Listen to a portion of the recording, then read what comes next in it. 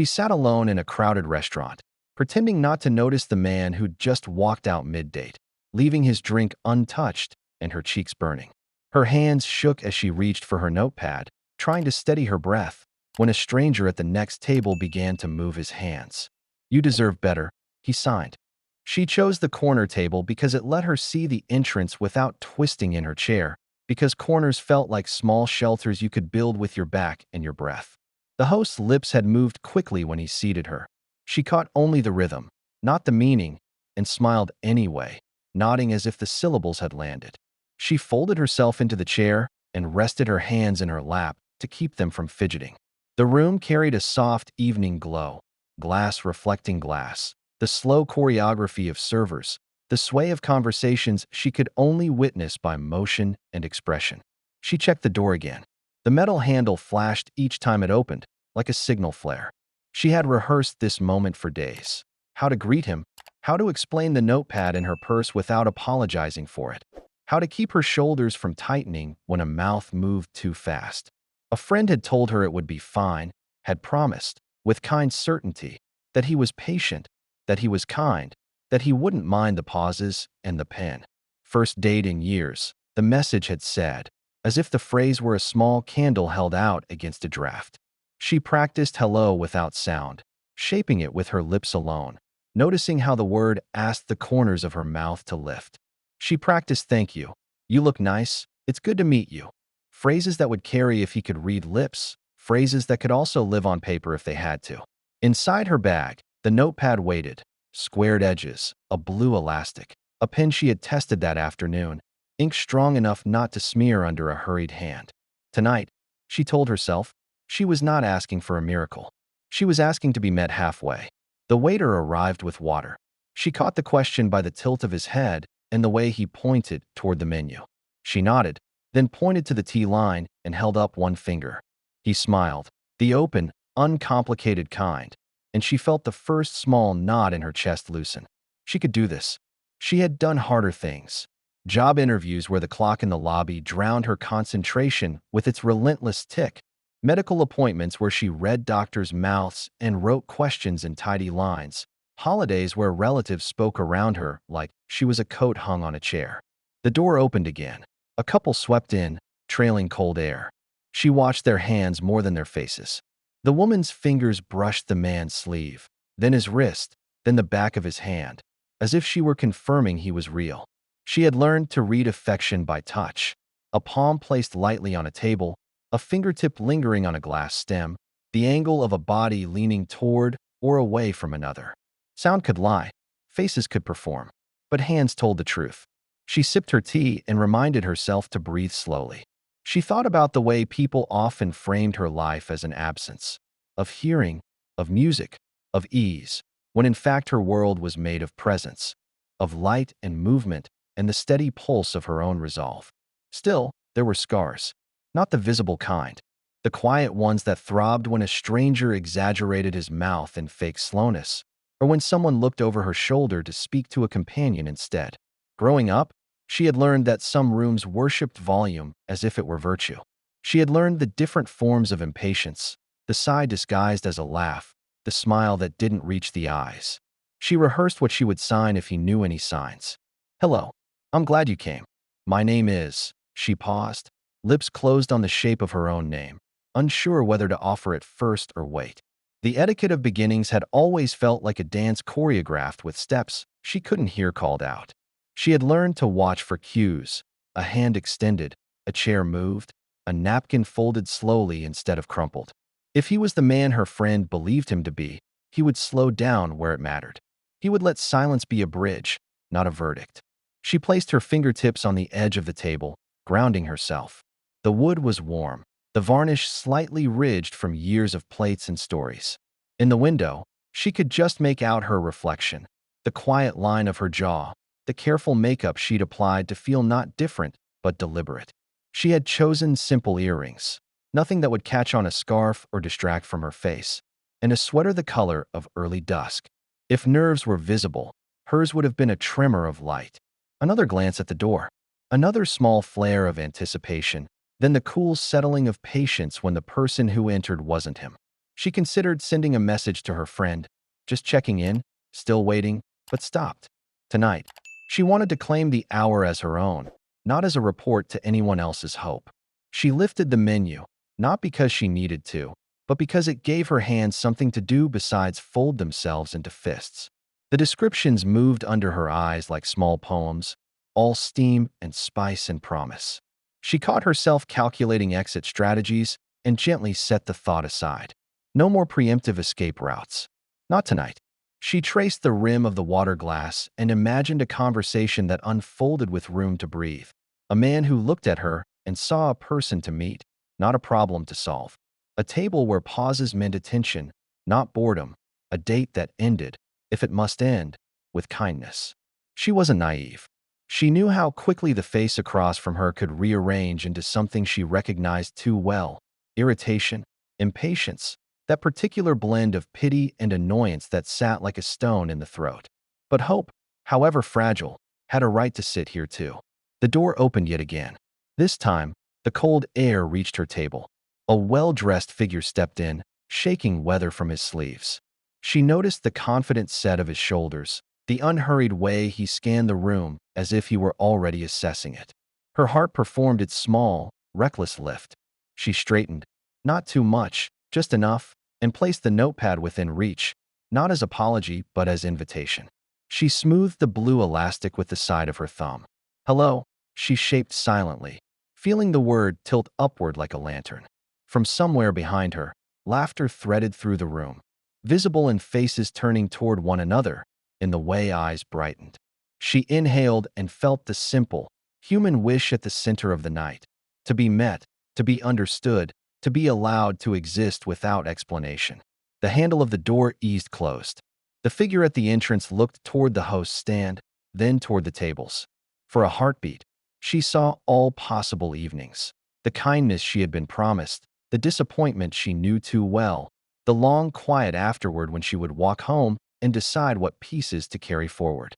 She folded her hands again in her lap, not to hide the trembling, but to acknowledge it. Courage, she had learned, wasn't the absence of fear. It was the decision to appear anyway, to sit in a corner where the light could find you, to rehearse words you might never speak out loud. The tea had cooled, but the warmth held.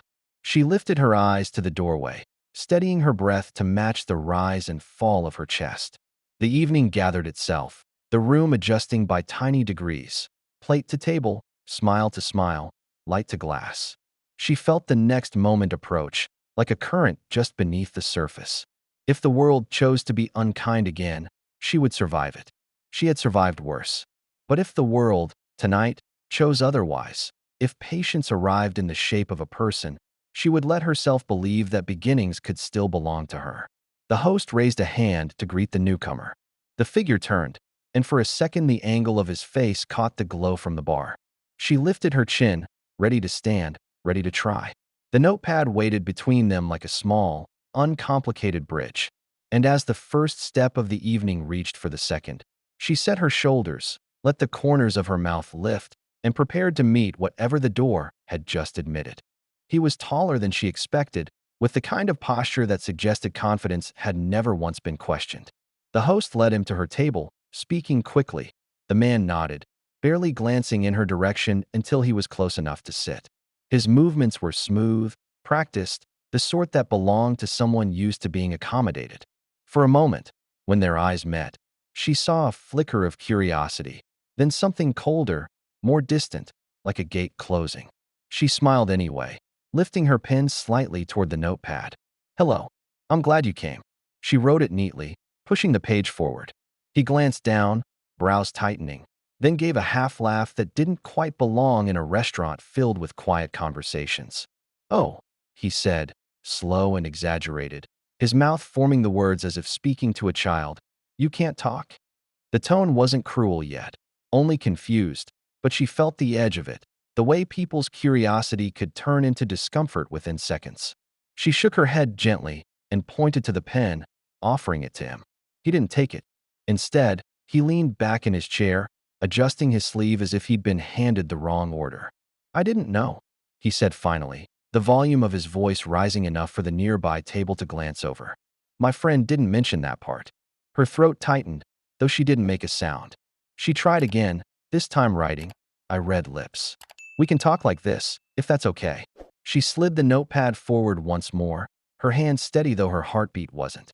He looked at it, then at her, then let out a short, dry laugh. "This feels weird.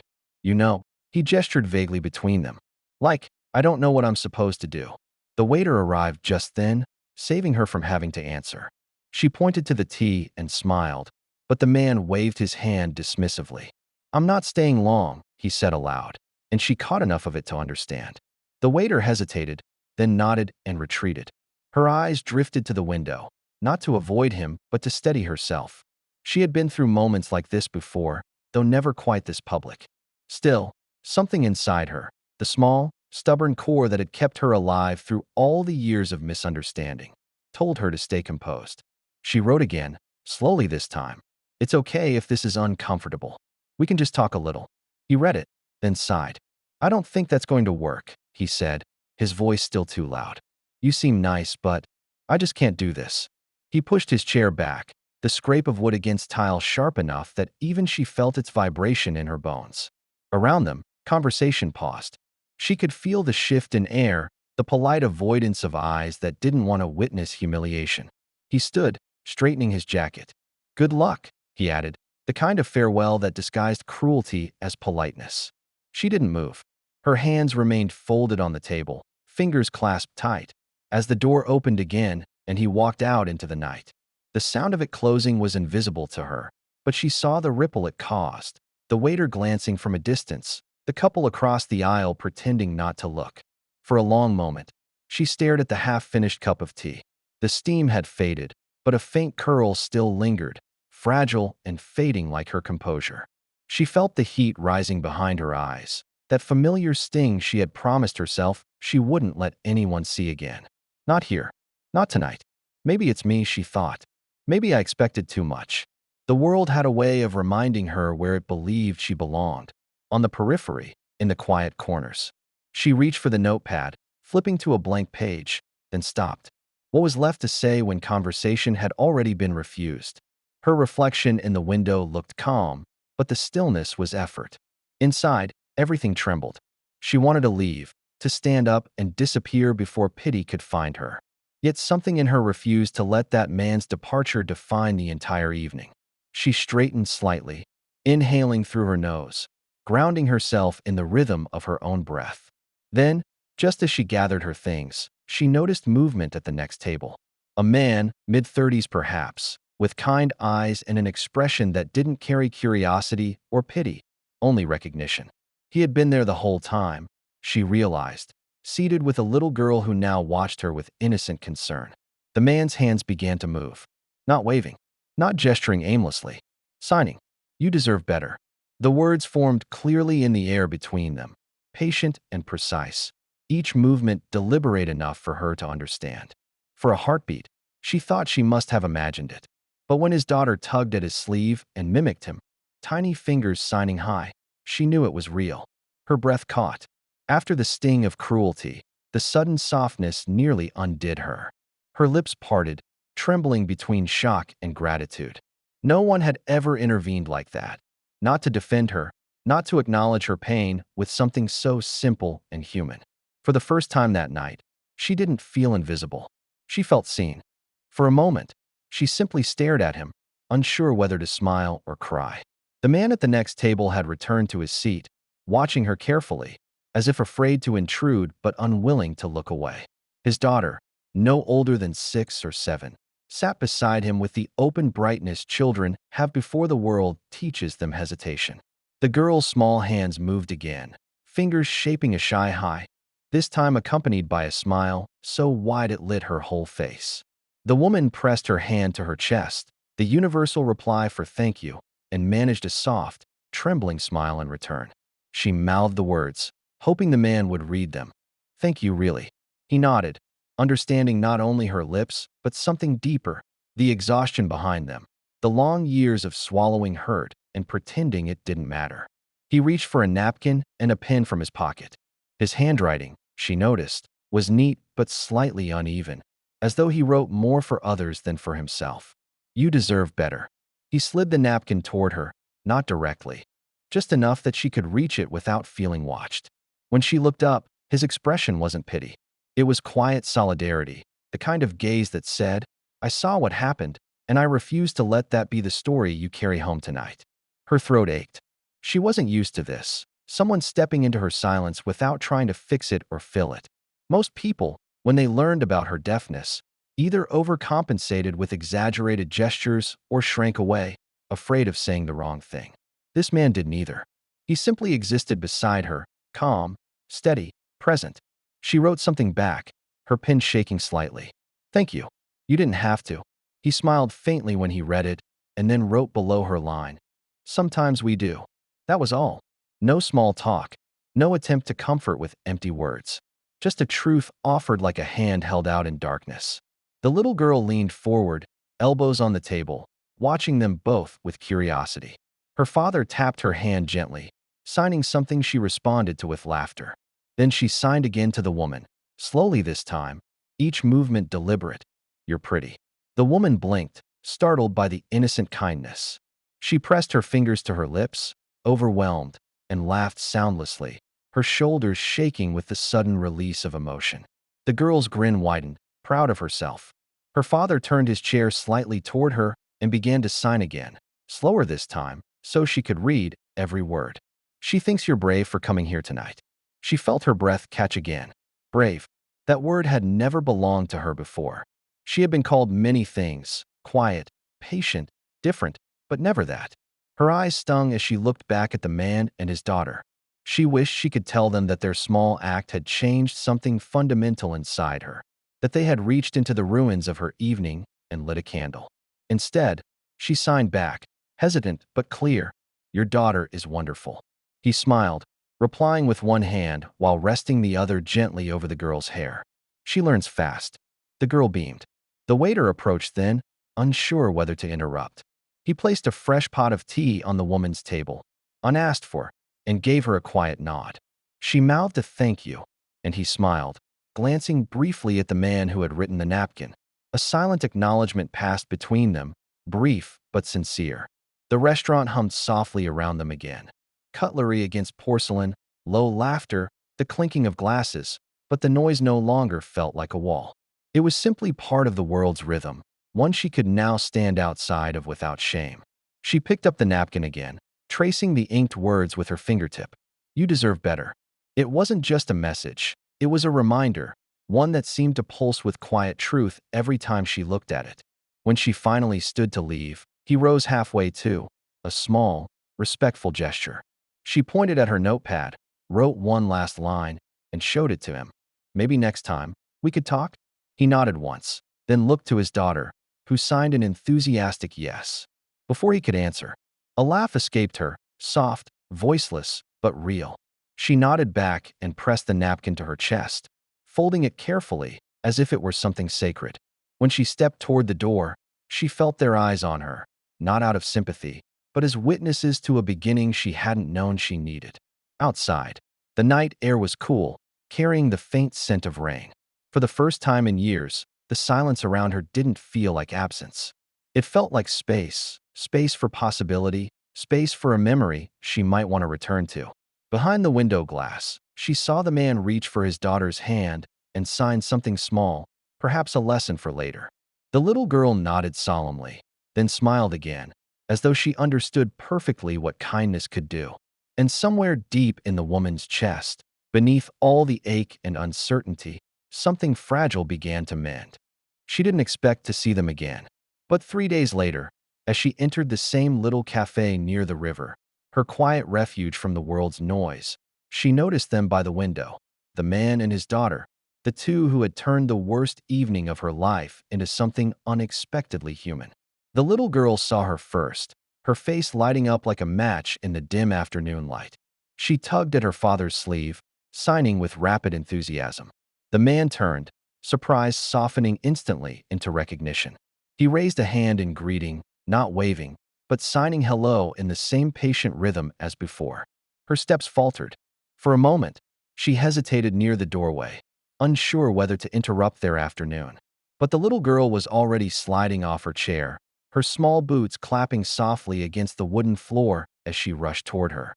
"Hi." The girl signed with both hands, a little too fast, her motions excited and clumsy, but unmistakably joyful. "You came back." The woman laughed silently and crouched down so their eyes met. "Yes," she signed back, her fingers steady and slow so the girl could follow. "I like this place." The man approached then, a paper cup in hand, the faintest trace of surprise still visible in his eyes. He gestured toward their table, tilting his head in a polite question. "Join us?" She hesitated for only a second before nodding. He guided her toward the window seat, pulling out the chair across from his daughter. The afternoon light spilled in from behind him, casting soft lines across his face. Up close, she could see the small marks of exhaustion beneath his calm, signs of someone who carried quiet responsibilities but never complained about their weight. He reached for a napkin again, the way he had that night. The gesture made her smile. This time, though, the words came slower, written with care rather than urgency. "We come here every week.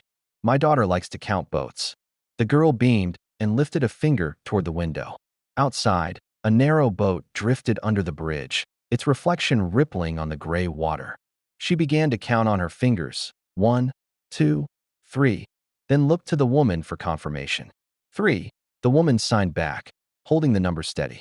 The girl's grin widened in triumph, and her father watched them both with the quiet satisfaction of someone witnessing connection bloom. He wrote again, the pen moving deliberately. "I'm glad we saw you again. That night, you looked like you needed someone to remind you that people can still be kind." She read the line twice, blinking slowly.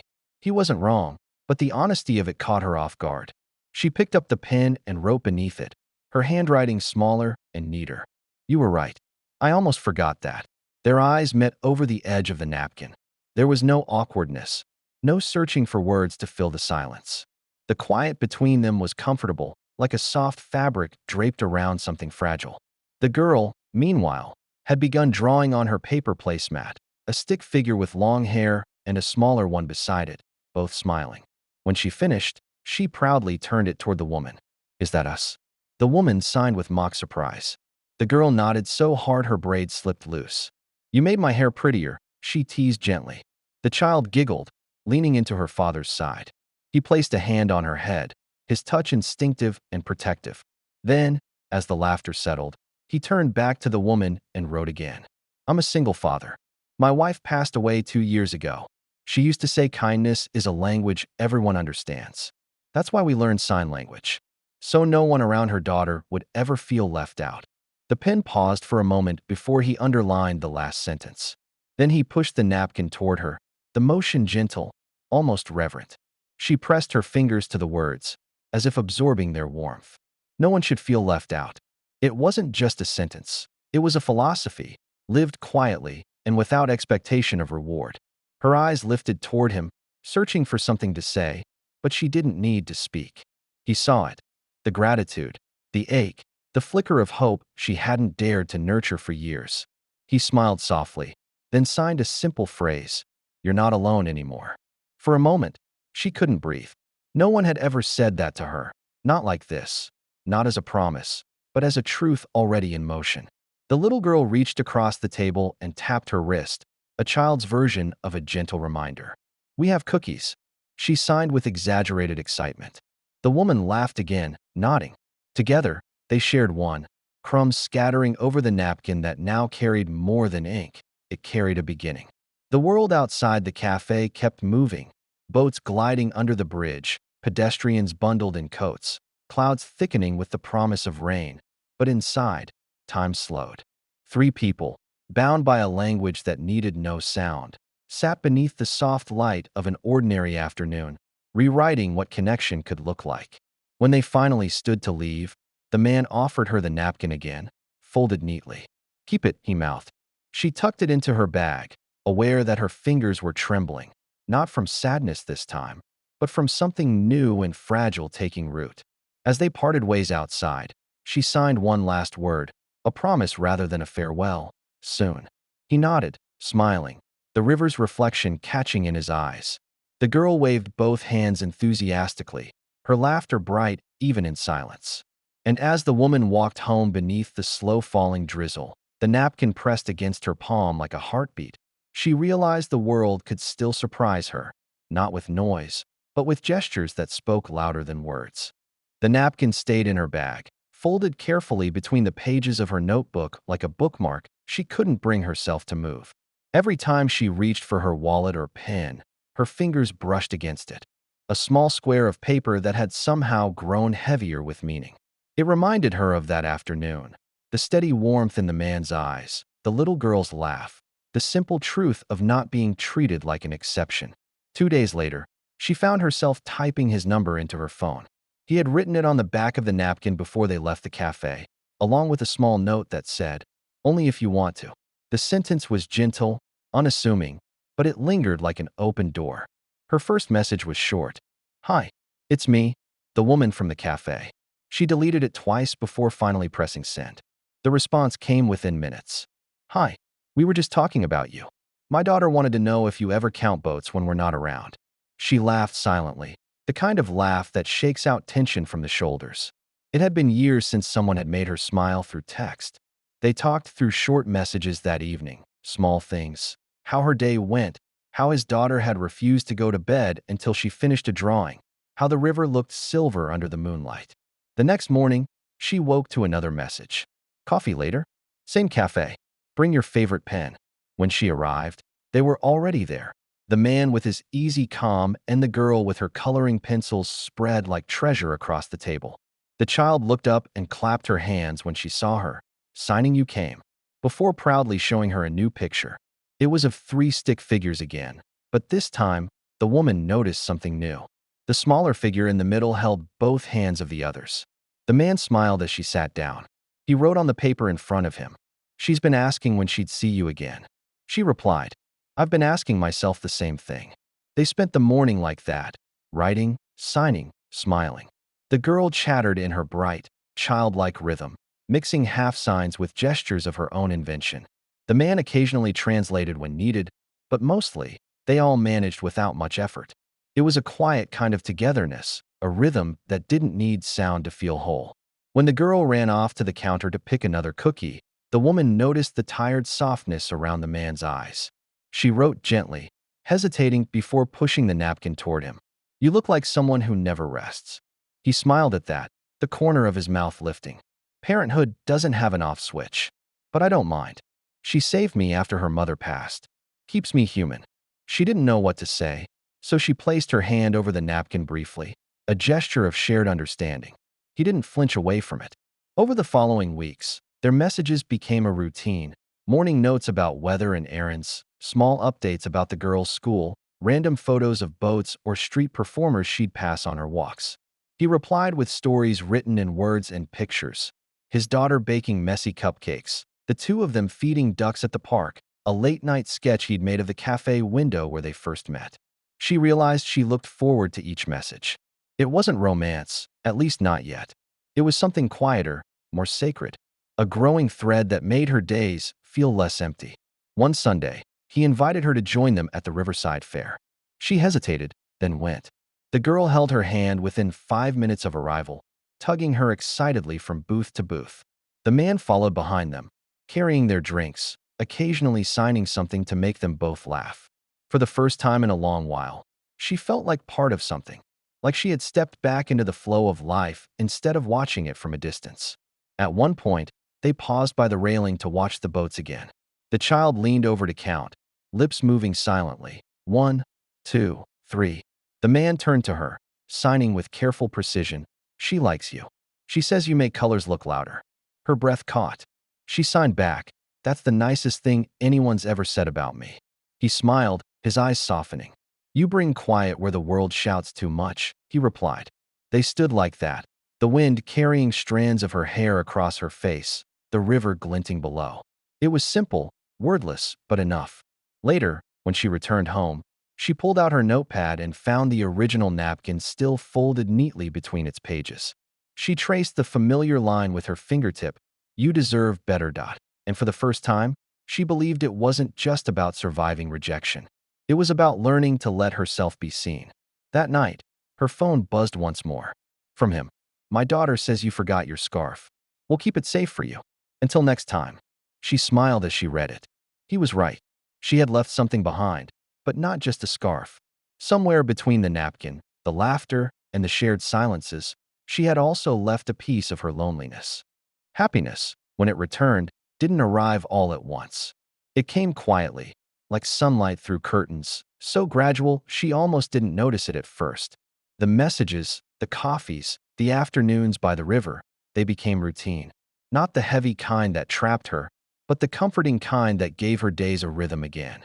Yet even as her heart began to trust that rhythm, old memories stirred beneath it. Doubt didn't need a reason. It only needed silence long enough to whisper. It started one night while she was washing dishes, the apartment dim except for the soft hum of the streetlight outside her window. The bubbles blurred her reflection on the glass. Her phone lay nearby, screen glowing with his last message. "Sleep well? You too made my daughter's day again." She smiled faintly, but something inside her clenched. The echo of another voice rose from somewhere deep in her mind. "Who would want someone like you?"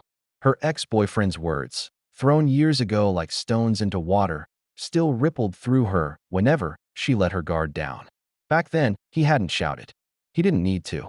Cruelty, she had learned, didn't always raise its voice. It just aimed for soft places. "You make things complicated," he had said once. "You don't fit in." The woman dried her hands, gripping the towel harder than necessary. She wanted to believe she'd buried those moments, but memories had a way of finding cracks to climb through. Every time she saw the single dad's kindness, every time his daughter hugged her with pure affection, a small part of her wondered, what if this is only temporary? What if the moment he saw her as too much, or not enough, he'd leave too? The next time they met, she tried to hide the storm behind a polite smile. They were sitting at their usual table, his daughter drawing with crayons while he told her about his latest project at work. She nodded at all the right times, but her gaze kept slipping to the reflection in the window. Two adults and a child who looked almost like a family. It frightened her how easily she could picture it. He noticed the distance before she said a word. Setting his cup down, he signed carefully. "You seem quiet today. Everything okay?" She hesitated, then forced a small nod. "Just tired," she signed back. He studied her for a moment longer, not convinced but unwilling to press.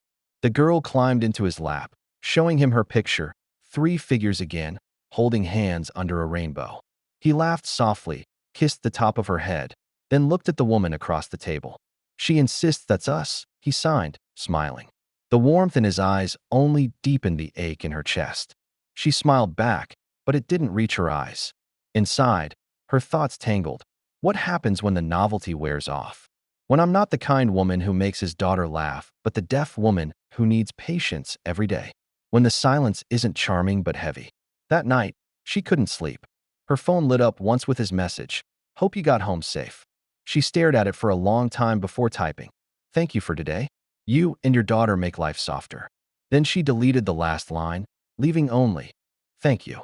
Days passed like that, small hesitations where there used to be ease. When she laughed, she felt herself watching the soundless movement of her own mouth, as if testing whether joy still belonged to her.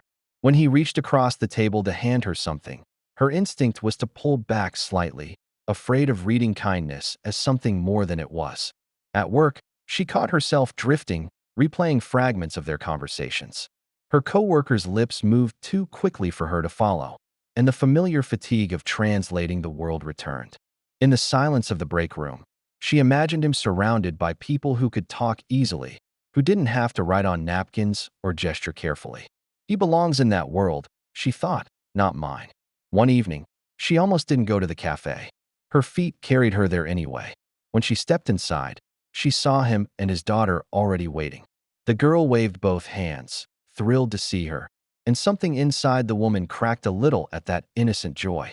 She forced a smile and joined them. The man greeted her with his usual calm, but as they sat, he noticed the hesitation in her signing, the way her fingers stumbled over simple words. After a few minutes of small talk, he stopped writing altogether. Instead, he touched his chest lightly, the sign for heart, then pointed to her. "What's really wrong?" She froze, eyes burning. For a moment, she wanted to lie, to protect the fragile balance they had. But his gaze was steady, patient, the same quiet strength that had reached her the night of the blind date. Finally, she signed, her hands trembling slightly.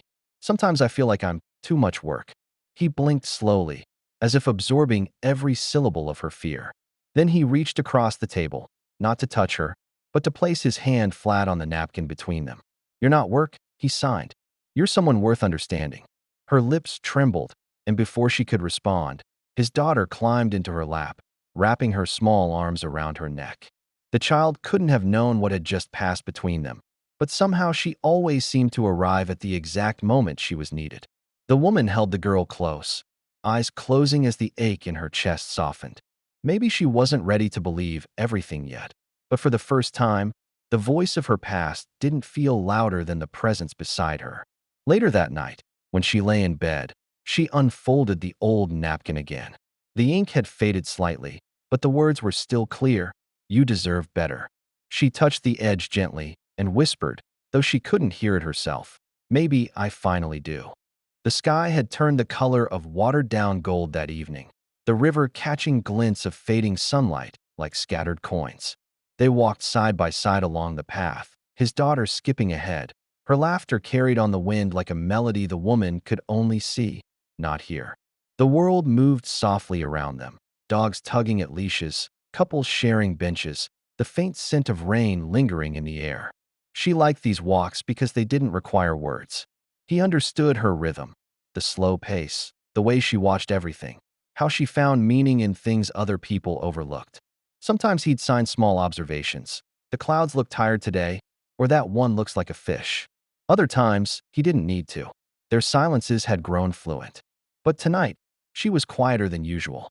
Her steps were measured, her eyes unfocused. The week had been difficult. At work, a customer had laughed at her after realizing she couldn't hear him. He had waved his hands mockingly, exaggerating signs that meant nothing, and she had stood there frozen, smiling weakly just to make it end. The humiliation clung to her like invisible dust she couldn't shake off. Now, walking beside the man and his daughter, she wanted to be present, to feel the simple peace of the moment.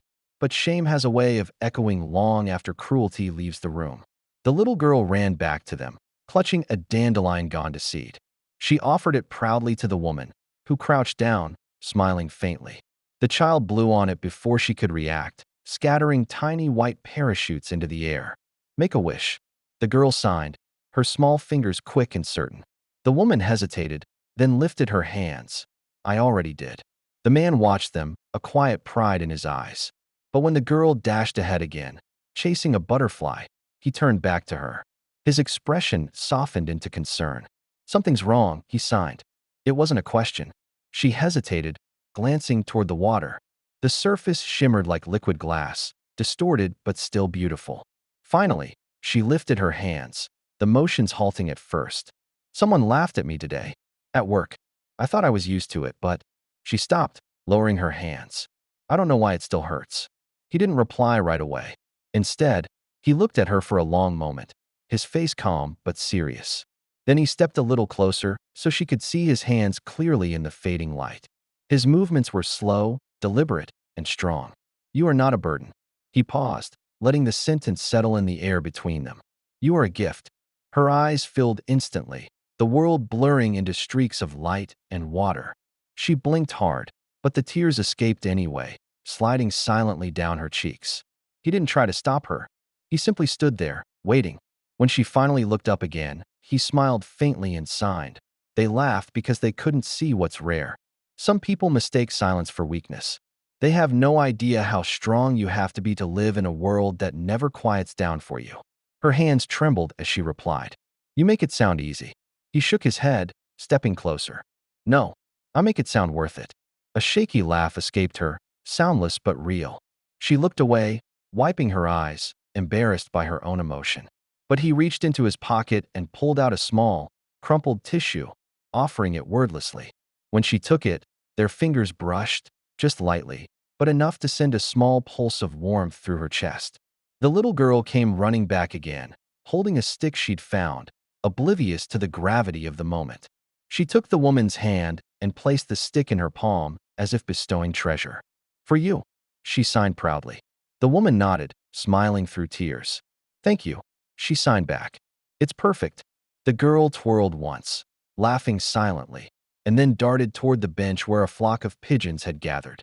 The woman and the man watched her go, a mutual quiet stretching between them. He spoke again through his hands. You've spent your whole life proving you belong. But you never had to. You already do. She met his gaze. There was no pity in it, only truth.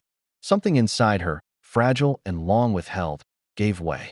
For years she had been holding herself small, careful, afraid to need too much or take up space. Now, standing under the dimming sky, she let the tears come freely, unguarded. He didn't move to comfort her with touch or words. He simply stood there, his presence steady as the river beside them. When she finally breathed out, the tension leaving her shoulders, she sighed softly. No one ever said that to me before. He smiled, a quiet curve of compassion.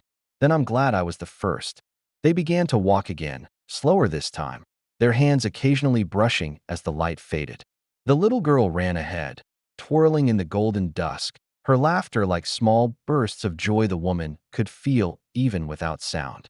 As they reached the bridge, the man stopped once more. He looked at her, then signed a single sentence. You've been listening to the wrong voices for too long. She nodded slowly. Maybe I'm ready to change that. And for the first time in years, she meant it. The wind picked up, carrying away the last of the daylight. She closed her eyes, breathing deeply. For once, the silence didn't feel heavy. It felt like peace. The world around her was still, but inside, something new had begun to move. They stood together at the edge of the river, three figures framed by the soft glow of sunset. No grand declarations, no dramatic endings, just understanding, steady and whole. And as the sky dimmed into violet, the woman realized that love, when it was real, didn't need to shout to be heard. It only needed to stay. Time passed gently after that evening by the river, not in leaps or shocks, but in quiet, steady steps, the kind of passing that mends instead of erases. The woman began to notice small changes in herself first, the way she lifted her head a little higher when she walked into a room, how her hands no longer trembled when she signed in public, how she smiled. Not because she thought she should, but because she wanted to. The single dad and his daughter became part of her days, not as a miracle that arrived out of nowhere, but as something real, earned through consistency and kindness. Some evenings they'd share dinner in the same cafe where everything had begun. Other times, he'd bring takeout to her apartment, and while the girl spread her crayons across the floor, they'd sit near the window, exchanging words written on sticky notes that soon covered the glass like a mosaic of quiet conversations. There was no grand confession, no rush toward romance. Their connection deepened the way light slowly fills a room, gradually, beautifully, without fanfare. He never made her feel like a project to be fixed, never turned her silence into something to pity. When she struggled, he didn't fill the gaps with noise. He simply waited, offering space for her to find her words. Sometimes, when his daughter would fall asleep on the couch, her head resting on his arm, he'd sign softly, "She likes you. She says you make our house feel warmer." And she would sign back, "It's because you both made the world feel safe again." In those moments, she often remembered the night of the blind date, the sharp sting of humiliation, the cruel dismissal, the ache of feeling invisible. It almost seemed like another lifetime now, a chapter written by someone else. The man who had walked out on her that night had thought he was rejecting brokenness. In truth, he had only walked away from someone stronger than he could ever understand. She had learned something from that pain. That rejection doesn't define worth, and cruelty never has the final word. One Sunday morning, they took the girl to the park. The air was crisp, and sunlight filtered through the branches like threads of gold. The little girl ran ahead, chasing pigeons again, her laughter a ripple of motion the woman could see but not hear. The man walked beside her, holding 2 cups of coffee, one of which he offered wordlessly. She took it, fingers brushing his, and smiled. They sat on a bench while the girl played. For a long time, neither spoke. The world didn't need translation in moments like this. It simply existed, full and gentle. Finally, he reached into his jacket pocket and pulled out a folded piece of paper. When she opened it, she saw familiar handwriting, the same neat, slightly uneven lines from that first night. Sometimes the cruelest endings lead to the most beautiful beginnings. She looked up at him, her breath catching, her eyes wet but steady. Slowly, she signed back. You kept it all this time? He nodded. It reminded me that kindness matters most when it's least expected.